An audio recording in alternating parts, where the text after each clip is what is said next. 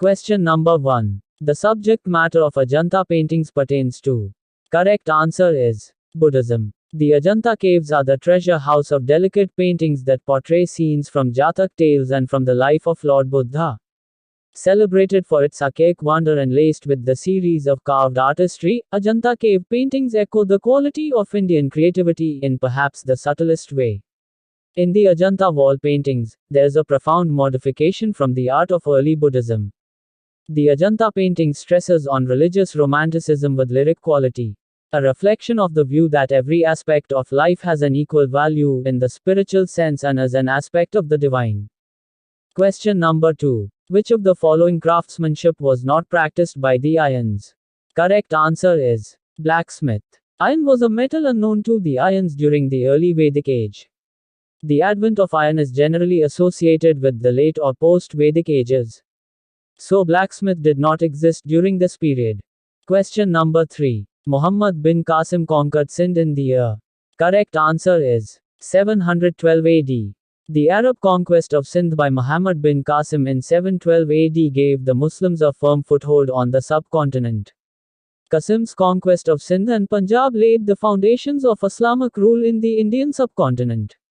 The description of Yuan Sang, a Chinese historian, leaves no doubt that the social and economic restrictions inherent in the caste differentiations of Hindu society had, however, gradually sapped the inner vitality of the social system, and Sindh fell without much resistance before the Muslim armies. Question number 4. The words Satyameva Jayate in the state emblem of India were taken from. Correct answer is Upanishads. Satyameva Jayate, truth alone triumphs, is a mantra from the ancient Indian scripture Mundaka Upanishad. Upon independence of India, it was adopted as the national motto of India. It is inscribed in Devanagari script at the base of the national emblem. The emblem and words Satyameva Jayate are inscribed on one side of all Indian currency. The emblem is an adaptation of the lion capital of Asoka, which was erected around 250 BC at Sarnath, near Varanasi in the North Indian state of Uttar Pradesh. Question number 5. The earliest city discovered in India was.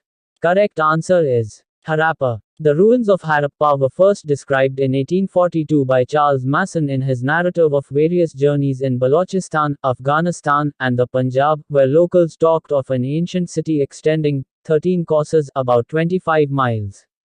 But no archaeological interest would attach to this for nearly a century. In 1856, General Alexander Cunningham, later Director General of the Archaeological Survey of Northern India, visited Harappa, where the British engineers John and William Brunton were laying the East Indian Railway Company line connecting the cities of Karachi and Lahore. In 1872-75, Alexander Cunningham published the first Harappan seal, with an erroneous identification as Brahmi letters. It was half a century later, in 1912, that more Harappan seals were discovered by J. Fleet, prompting an excavation campaign under Sir John Hubert Marshall in 1921-22 and resulting in the discovery of the civilization at Harappa by Sir John Marshall, Rai Bahadur Daya Ram Sahni and Madho Sarup Vats, and at Mohenjo-Daro by Rakhal Das Banerjee, E. J. H. Mackay, and Sir John Marshall. Question number 6. The famous rock-cut temple of Kailasar is at. Correct answer is Ellora. Kailashnath temple is a famous temple, one of the 34 monasteries and temples, extending over more than 2 kilometers, that were dug side by side in the wall of a high basalt cliff in the complex located at Ellora, Maharashtra, India. Of these 34 monasteries and temples, the Kailasar Cave 16 is a remarkable example of Dravidian architecture on account of its striking proportion, elaborate workmanship, architectural content, and sculptural ornamentation of rock-cut architecture. It is designed to recall Mount Kailash, the abode of Lord Shiva. It is a megalith carved out of one single rock. It was built in the 8th century by the Rashtrakuta King Krishna I. Question number 7. Epigraphy means. Correct answer is the study of inscriptions. Epigraphy is the study of inscriptions on rocks, pillars, temple walls, copper plates, and other writing material.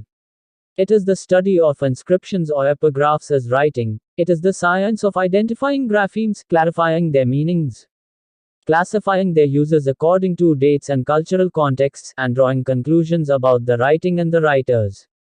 It serves as primary documentary evidence to establish legal, socio-cultural, literary, archaeological, and historical antiquity on the basis of engravings.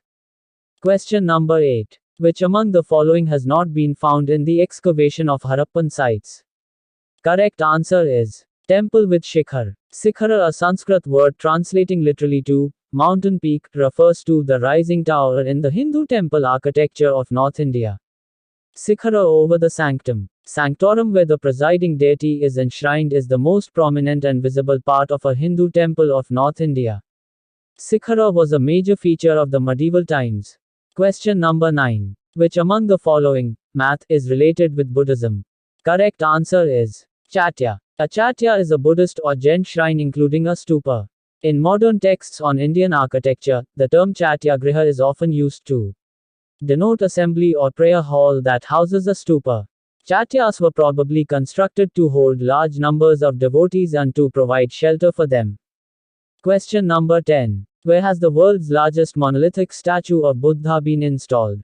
Correct answer is Bamiyan. The Buddhas of Bamiyan were two 6th century monumental statues of standing Buddha carved into the side of a cliff in the Bamiyan Valley in the Hazarajat region of central Afghanistan.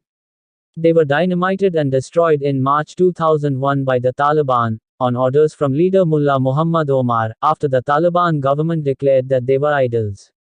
On the 8th of September 2008, archaeologists searching for a legendary 300-meter statue at the site of the already dynamited Buddhas announced the discovery of an unknown 19-meter 62-foot reclining Buddha, a pose representing Buddha's passage into nirvana.